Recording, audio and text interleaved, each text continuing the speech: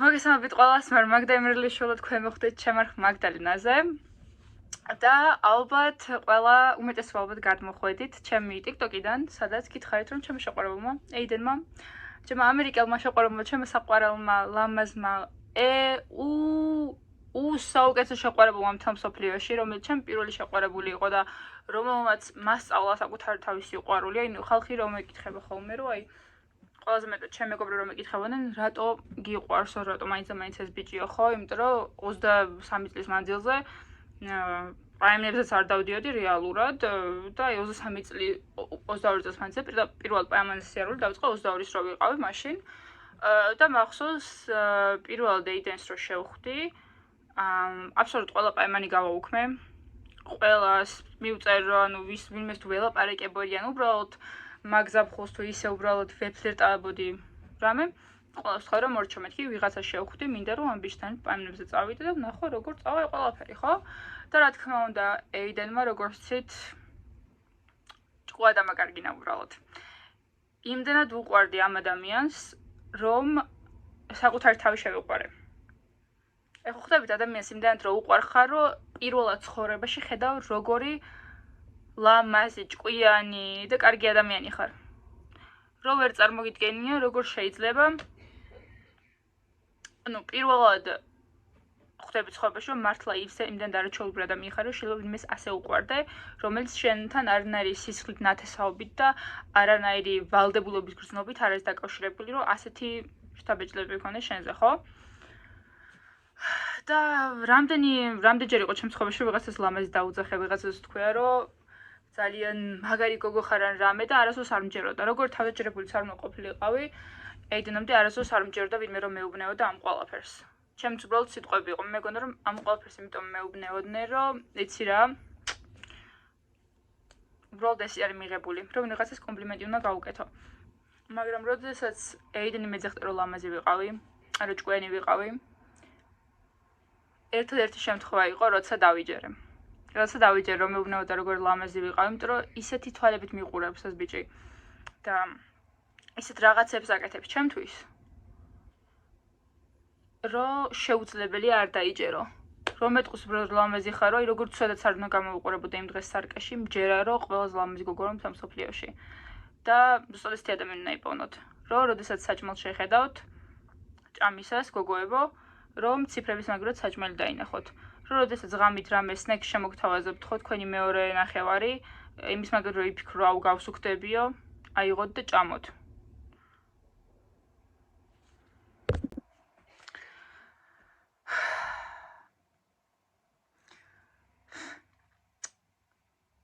და რა თქმა უნდა, ყველაზე მთავარი იყო ის, რომ პატივსცემდა ჩემს საზღვრებს. რა ძალიან მნიშვნელოვანია, რომ ადამიანმა თქვენ საზღვრებს პატივი სცეს. და ერთ-ერთი მაგალითად ის არის, რომ როდესაც თქვით გოგოების ჯგუფი რომ არის დახურული, ვინც გოგოები ხართ ხა და მისმენთ, ძალიან ბევრი იყო, რომ წერდა, რომ აი იცი რა შეყვარებულ ჩემთან სექსი უნდა, მაგრამ მეშინია ეს ის ან არ მინდა, მაგრამ არ ვიცი ვაი როგორ ვუთხრა და ასე შემდეგ, ან ვიღაცებისაც საერთოდ არ აქვს ამის სურვილი, იმიტომ რომ ან პირადი არჩევანია, რომ უბრალოდ ქორწილამდე სექსი არ გქონდეთ, ან რელიგიური არჩევანია, უბრალოდ კულტურული თუნდაც ჯანდაბას, ხო? და ყოფილა შემთხვევები, როცა მაინც ასულან ამაზე, იმიტომ რომ უბრალოდ ეშანტ ბიჭი რასე ფიქრებდა, რომ მიატოვებდა ან რამე, მაგრამ ეიდენის ეს პრობლემა არ იყო, მიუხედავად იმისა, რომ შვილი ნამდვილად არ იყო. და წინასწარ იცოდა, რომ ეს არის ჩემი საზღვარი. ეს არის ჩემი წესი. ასე ვცხოვრობთ. და მადლობელი ვარ ამის ძალიან, რომ მაჩვენა, რომ შეიძლება რომ არიან ადამიანები გარშემო, რომლებიც არ უნდა გვეშინოდეს თანამედროვე სამყაროში დეიტინგის პაემნებზე სიარულის, იმიტომ რომ ყოველთვის იქნებიან ადამიანები, რომლებიც მიუხედავად იმისა, რომ არ აქვთ ასეთი წესი, რომ იცი რა ერთი ადამიანი მთელი ცხოვრება და არც უფიქრებად არასდროს რომ დაავადებოდნენ ქორწინებას, არიან ესეთი ადამიანები, რომლებიც დაგელოდებიან, თუ მართლა უყვარხარ და თუ მნიშვნელოვანი ხარ მაგ ადამიანებისთვის. და ამ ადამიანმა მართლა მასწავლა როგორ უნდა გაავლოს საზღვრები, როგორ უნდა წარმოაჩინო ჩემთან სამყაროში ისე რომ არ შემეშინდეს ამ ყველაფრის. და გადავიდეთ მთავარ ყველაფერზე რაც მოგიყვეთ. ცალობა მთხოვა. უпростоრად და დეტალურად რა მოგიყვეთ. დილა იყო, რა ქვია, ვალენტინობის მეორე დილა. პირველ რიგში ვალენტინობამ როგორ ჩაიარა ჩვენმა ვიდეოები არ არის, იმიტომ რომ დახურულ ფაილებში მედო ყველა ვიდეო, TikTok-ზეც დრაფტებში მიდევს ჩვენი პაემნის ვიდეო ვალენტინობიდან, შეიძლება რამოდენიმე ვიდეო გაჩვენოთ, აქ თუ მოხდა მაგის დამონტაჟება.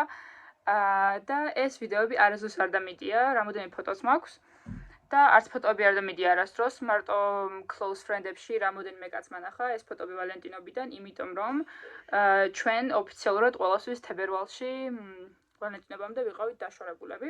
არავის არ უყვებოდით იმას, რომ ერთად ვიყავით, ყველას დაშორებულები ვეგონეთ, მაგრამ რეალურად პაემნაზე დავდიოდით, ერთმანეთს ხვდებოდით, ჩვეულებრივად მიდიოდა ჩვენი ურთიერთობა, უბრალოდ ჩვენ მეგობრებს სანათესაოს ყველას ეგონა, რომ დაშორებულები ვიყავით. და ალბათ ამის მიზეზი გაინტერესებთ რა იყო? მიზეზი იყო ის, რომ ჩვენ არ ვართ ერთი რელიგიის, ვეკუთვნით სხვადასხვა რელიგიას და მიუხედავად იმისა, რომ ჩვენთვის პრობლემას არ წარმოადგენს, იმიტომ რომ ორივე ქრისტიანები ვარ და ასე თუ ისე გვწამს და ყველანაირად ვცდილობთ ასე თუ ისე წესებს მივყვეთ, ალბათ მე უფრო მეტ წესს მივყვები ვიდრე ჩემი ბიჭი, ეიდენი.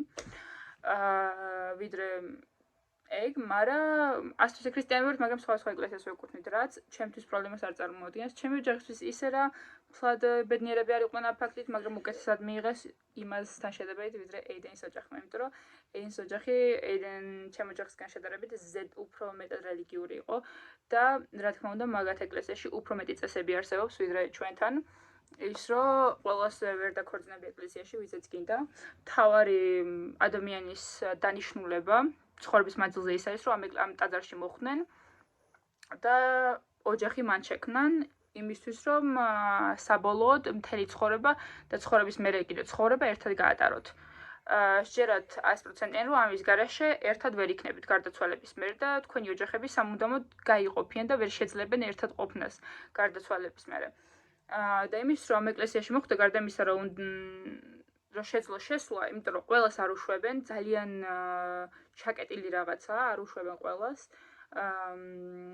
ჩემი ნათესავები მაგალითად ვერ შეძლებდნენ ამის ნახვას, ჩემი მეგობრები ვერ შეძლებდნენ ჩვენი ქორწილის ნახვას, რომ თქვათ გადავსულიყავი ხო და დავქორწინებულიყავით.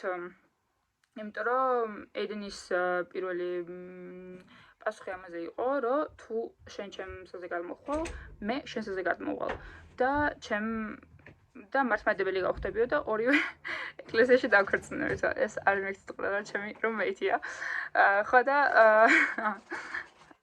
წეს თავი მithom იდეა გქონდა რაღაცა ვლაპარაკობთ, რომ ორივე ერთმანეთის რელიგიაზე გადავიდეთ და ჩვენ ეკლესიებში დავქორწინებთ ერთმანეთზე. მაგრამ საბოლოოდ მაინც გამოდის, რომ ჩემი ოჯახი ვერ დაესწრებოდა იმ ქორწილს. ორი რომ მქონდა და ხო, შვილებზეც მქონდა ლაპარაკი, ანუ თქვა დავქორწინეთ ხო ჯონდაბას, შვილები რომელი რელიგიის წარმომადგენლები იქნებიან, ორივეზე გავზრდით კი, მაგრამ რომელზე უფრო, იმიტომ რომ ამერიკაში ვართ, სადაც მართლმადიდებლობასთან ისე თუ ისე შეხება არ ექნებოდათ, სამაგიეროდ მორმონებთან უფრო მეტი შეხება ექნებოდათ, იმიტომ რომ უფრო მეტი ეკლესია ეიდენმა ჩემთან შედარებით საკუთარ რელიგიაზე უფრო მეტი იცის, იმიტომ რომ მისიონერი იყო და მიუხედავად იმისა, რომ არ სწამს წიგნის ცოდნის მიხედვით უფრო მეტი იცის, იმიტომ რომ ამ ყველაფრის სწავლა მოუწია და მე სხვებისთვის უნდა ესწავლებინა ეს კიდე მექსიკაში, როცა მისიაზე იყო, ამიტომ ლაპარაკობს ესპანურად. ამიტომ იყო რაღაც ნიუანსები, რაც გვაშინებდა. ნუ მე უფრო მაშინებდა, თვითონ პრობლემა ამაზე არ ქონდა. მაგრამ როგორც ხვდებით, მისი ეკლესია უფრო harsh იყო, უფრო რთული, ამიტომ მაგისი ოჯახი უფრო წინააღმდეგი იყო ჩვენი ერთად ყოფნის, ვიდრე ჩემი. და ამიტომ ერთ-ერთი ასეთი შელაპარაკების დროს გადავწყვიტეთ, რომ ყველა მოგვეტყობინა, რომ დავშორდეთ. რეალურად 3 დღით მართლა ვიყავით დაშორებულები, უბრალოდ 3 დღის მერე მზარი გქონდა, პირველი no contact-ი 3 დღეში დავარღვიეთ და გადავწყვეტეთ, რომ უბრალოდ პირისპირ დავლაპარაკებულიყავით რა, ანუ ბოლო საუბარი ქონდა დაშორების და აღარ შევხვდრიყავით ერთმანეთს, მაგრამ ეს ლაპარაკი ანუ უნივერსიტეტთან მოვიდა ხო? ღამით როცა როგორ მეცედნეობდი. უნივერსიტეტმა წამოვიყვანდა და გზაში უნდა გველაპარაკა სადმე.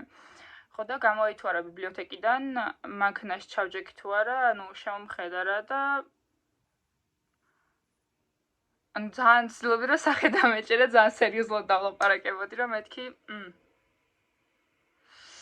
მზად ვარ, მაგრამ უცებ წირილი დავიწყე გაგიჟებით, იმიტომ რომ რა ქვია, სერიოზული სახით ხო ვიყავი რა და უცებ მეუბნეო, რომ არ ჩამეხუტებიო და მეთქი რომ ჩამეხუტა, всё, აი მან გავტყდი.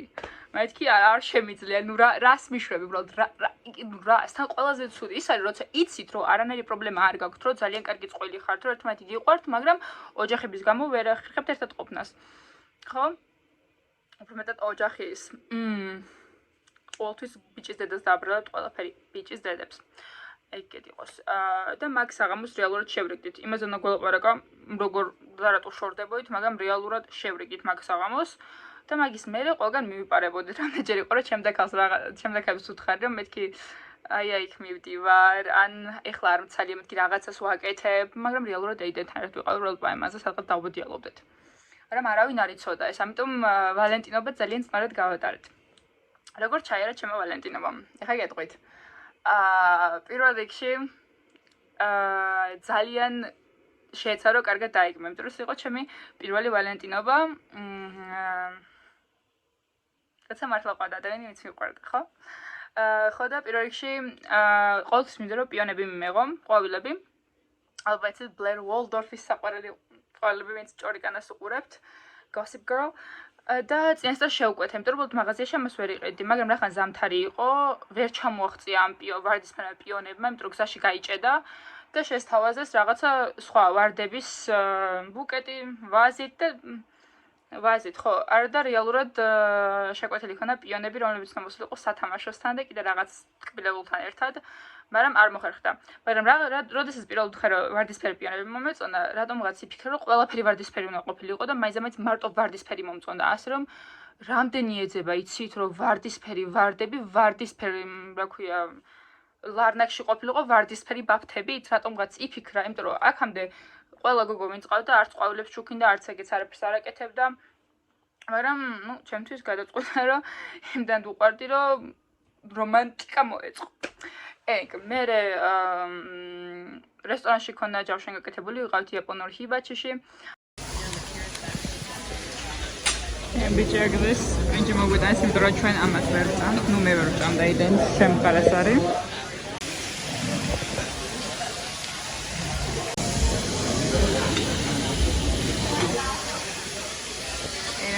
შევყვეთა მესტევდი აქ იწმევა.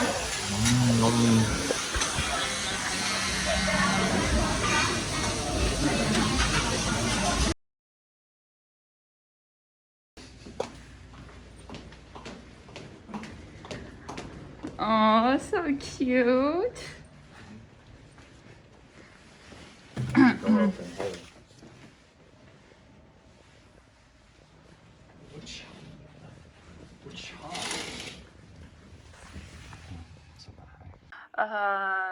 მე ვიყავით ბარში, მაგედაც წასული, წვიმაში მოგვიწია ფეხით სიარული, მე ძალიან ლამაზი შავი კაბა მეცვა, თვითონ ჰალსტუხი, სმოკინგი, ყველაფერი, ანუ პიჯაკი, რამე ბოლომდე გამოწყობილი იყო, წვიმაში ქონა ცეკვა, ერთმანეთს ვაკოცეთ, მაშინ შეგვისრულა ზუსტად anniversary, ზუსტად აი 12 რო ჩამოკრა და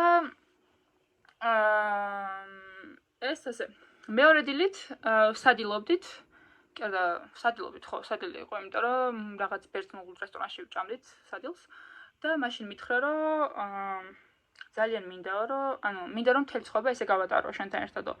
წარმოიდგინე, რომ მთელი დღე ორშაბათიდან პარასკევამდე ყოველ დღე ვმუშაობთ, რაღაცას ვაკეთებთ, ჩვენი საქმით ვერ დაკავებთ და შაბათ-კვირას აი ესე ვერთობით რაღაც ადგილებში დავდივართ, მოგზაურობთ, იდეალური ადამიანი ხარ ჩემთვისო და ვერ წარმომიდგენია სხვა ვინ შეიძლება იყოს უკეთესი სამუდამო პარტნიორი ჩემთვისო და მინდა რომ აპრილშიო ოფიციალურად დავინიშნოთო და წვრთნიდან არმიიდან რო ჩამოვალო ოფიციალურად მერე დავქორწინეთ უკვე. ეგ იყო იდეა. და მერე, რა თქმა უნდა, ადგა ყველაფერი კარგად მიდის. არავინ არ იცის დღემდე. არავინ არ იცოდა დღემდე. ვაპირებით რომ პირდაპირ ქორწილის დრო რომ მოვიდო და ახლო პერიოდი, მაშინ გაგვიმხილა ხალხისთვის, რომ ერთად ვიყავით და რომ ქორწინდებოდით.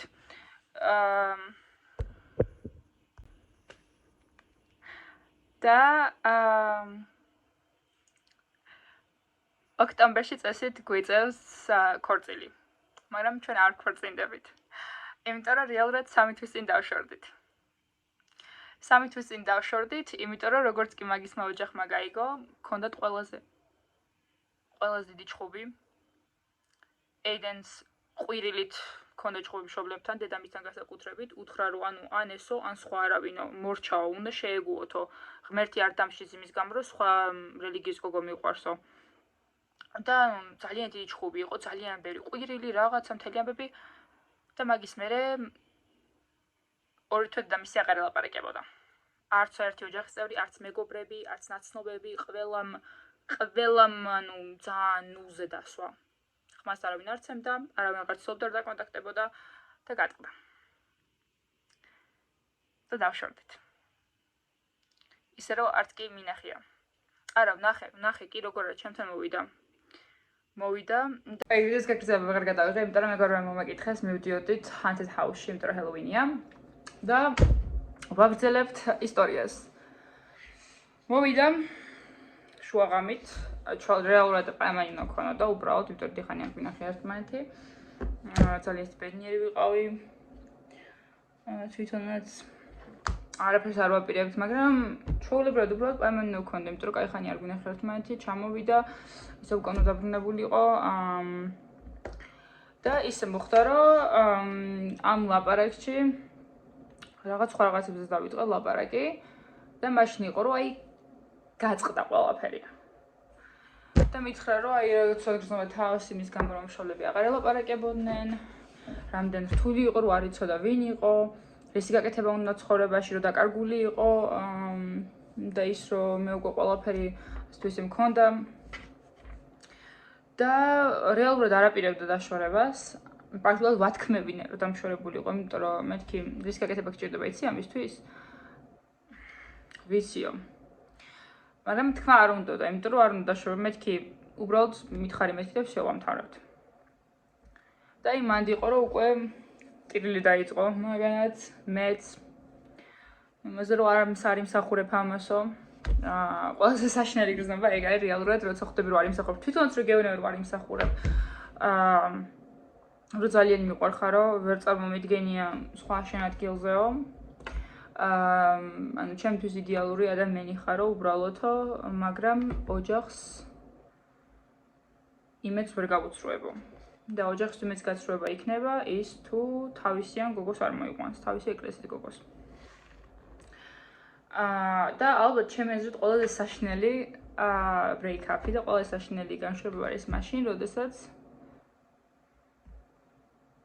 როდესაც ორივეს ერთმანეთი გიყვართ რეალურად, როცა ძალიან კარგი ურთიერთობა გაქვთ, არაფერი ცუდი რო არის თქვენ ურთიერთობაში, მაგრამ ხვდებით რომ ერთად ვერ იქნებით და აი ეგ იყო ეგ მომენტი, იმიტომ რომ რეალურად ერთმანეთი გვიყვარდა, არაფერი ერთმანეთის საწინააღმდეგო არ ქონდა და არც იყო არაფერი, ანუ ჩხუბითაც კი სულ რა ორჯერ გვაქვს ჩხუბი მთელი ამ პერიოდში და ორივე იყო ოჯახების გამო, განსაკუთრებით მაგის ოჯახის გამო და ორივე იყო რელიგიის გამო.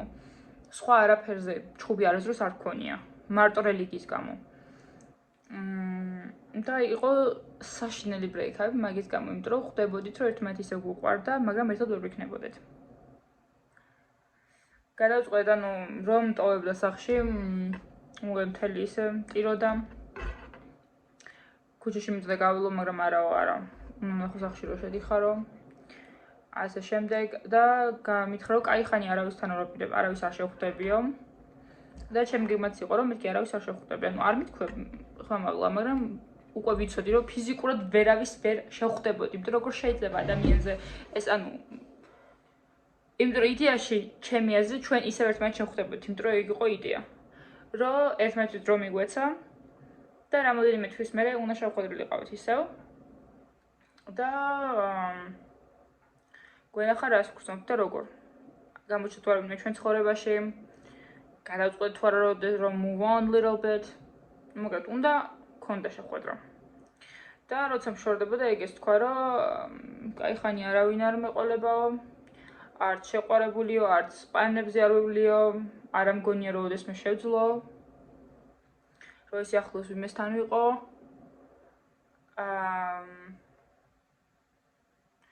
და მოდი მეგობრებოდ მაინც დავრჩეთო ჯერ, როგორ ცოტა ხანი დრო მომეციო, გადამიაროსო. ცოტა ხანი დრო მომეციო.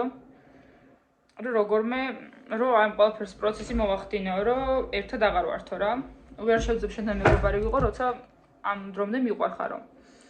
მე კარგი დაახლოებით 2 კვირას მე კონტაქტი დავარღვიე, მივწერე. იმიტომ რომ ნახე რომ ლოკაციით ჩემ ქალაქში იყო. მაშინ როცა არ უნდა ყოფილიყო აქ საერთოდ. ხოთო მივწერე მე ხივა აქ რასაკეთებ რაღაცა. მაგ მესიჯის მე ყველგან დაბლოკილი ვიყავი. არა, ინსტაგრამზე არ ვიყავი ჯერ დაბლოკილი, ტელეფონის ნომერი დაბლოკილი მქონა, ინსტაგრამი ჯერ ისევ მოქმედებდა, ასე თუ ისე ერთმანეთ დაბლოკილი არ ყავდა და ერთ თვის წინ მივწერე, 2 თვის წინ მივწერე რა, რომ ნუ მეთქი შევან, მეთქი რა საკეთებს ეს ბიჭი რა. ყველგან დაბლოკილი ვიყავი. მაგის მერე ინსტაგრამზე, ანუ გამომიშვიდობა ინსტაგრამზე მომწერა მერე 2 თვის წინ, რომ რა ქვია ჩვენ ცხოვრებების გზაზე უნდა წავიდეთო რა. ორივე ხვდებით რომ ეს არ გამოვაო. იმიტომ რომ ეს ოჯახს ვერ დაუპირისპირდება და უკეთესი იმსახურებს შენო მოკლედ რა. ოჯახს მე ვერ დაუპირისპირდებიო. ოჯახს მთელ სამეგობროს ვერ ჩამოვიშორებ მოკლედ. ვერ ვიქნები ეგ შული, იმიტომ რომ ოჯახმა პირდაპირ უთხრა რომ всё, მკვდარი ხარ ჩვენთვის. ამას იზა მორჩა. შენ ხარ მკვდარი, მორჩა. ჩვენი ოჯახის წევრი არ ხარ. და რაღაც მხრივ არ ვამართლებ, მაგრამ თან ვამართლებ. ყველაფერი რაც მოხდა, ყველგან დაბლოკილი ვიყავი აბსოლუტურად და ერთი კვირის წინ მესიჯი მომდის ერთ-ერთი ჩემი მეგობრისგან, რომელთაც 1 წელი აღარ მილაპარაკია და ეს ბიჭი მწერს რომ შენი საქმრო ვნახეო, ჩემი მეგობარი მოყავს ცალ და მე თვითონ ამბობ, ხوار გადაირიე. 3 თვეა დაშორებული ვართ, რას ქვია შეყვარა, ცოლი მოყავს. ფოტო ჩამიგდო ამ ბიჭმა, ამ გოგოზე მომიყვა კიდევაც, რომელიც არის გოგოს სრულიად საპირისპირო, ჩემგან. გარეგნობით, ხასიათით, არის მაგათი რელიგიის პირველ რიგში, არის მისიაზეც იყო ნამყოფი, ზუსტად იმ მისიაზეც ჩემი ყოფილი იყო ნამყოფი. თავის რელიგიურ მისიაზე ხალხს რო ასწავლიან რაღაცებს. და არის ძალიან ვინც მიყურებთ ალბათ ეს რომ ვარ ძალიან ხიარული, ძალიან ხმაურიანი, ძალიან ენერგიული ადამიანი, ძალიან ექსტროვერტი, მიყვარს ახალი ხალხი, მიყვარს ახალი რაღაცების გაკეთება და ეს გოგო არის სრულიად საპირისპირო ჩემგან. ძალიან წყნარი, ძალიან ცოტა მეგობარი, ჩუმი, ძალიან რელიგიური. სამაგიეროდ ეს არის გოგო, რომელიც ოჯახმა შეარჩია. იმიტომ რომ მაგათი ეკლესიის სტანდარტებით და მაგათი სოციუმის სტანდარტებით ეს გოგო იყო ყველაზე კარგი საცოლე. და რა თქმა უნდა, ეს გოგო დაქორწინება ამათ ეკლესიასაც მე არ შემიშვები ფიზიკურად. და ალბათ ოჯახის გააბედნიერებს, როგორც იქნება, მოიპოვებს ოჯახისგან მწვანე დროშას იმისთვის, რომ ვაუ ყოჩა ხაი, ეხლა ყველა შეკრებაზე, ყველა სანთესავს და ყველა მეგობართან იტყვენ ამის ოჯახის წევრები, რომ აი, 2 შვილი ყავს, ორივე ჩვენ ეკლესიაში დაქორწინა გოგოზე. ანუ ეს ძალიან დიდი კულტურული თემა აქვს სხვათა შორის, იმიტომ რომ ყველა სიტყვაში, ყველა წენდებაში ახსენებენ იმას აუცილებლად, გაგებინებენ, რომ შვილები მისიაზე იყვნენ წასულები და რომ შვილები აი ამ კონკრეტულ ეკლესიაში დაქორწინდნენ. ხო. და ყველა ეს საინტერესო ის არის, რომ მიუხედავად იმისა, რომ ბიჭი ერთ კვირაში ქორწინდება, გუშინ ყველგან მიუხედავად იმისა, რომ დაბლოკილი, TikTok-საც კი დაბლოკილი ვიყავ, რომ შემთხვევით არ ვნახოს. და ოდესმე მიწერია რამე, არა, უბრალოდ TikTok-ს დამბლოკა იმის, რომ არ ვნახოს და არ გავახსენდე. იმიტომ რომ რაც უფრო სწრაფად დამივიწყებს, მით უფრო სწრაფად შეძლებს ოჯახის შექმნას და ოჯახის გაბედნიერებას იმით, ვინ მოიყვანა ცოლად.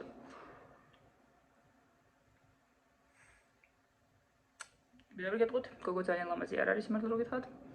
იმიტომ რომ ჩემი ყოფილი ახალი საცოლეა, უბრალოდ ანუ რაღაცა ეფექტური და ვაიმე რამე და რო ვეტყვი, ძალიან ისე დაბალი, ძალიან გამხდარი გოგოა.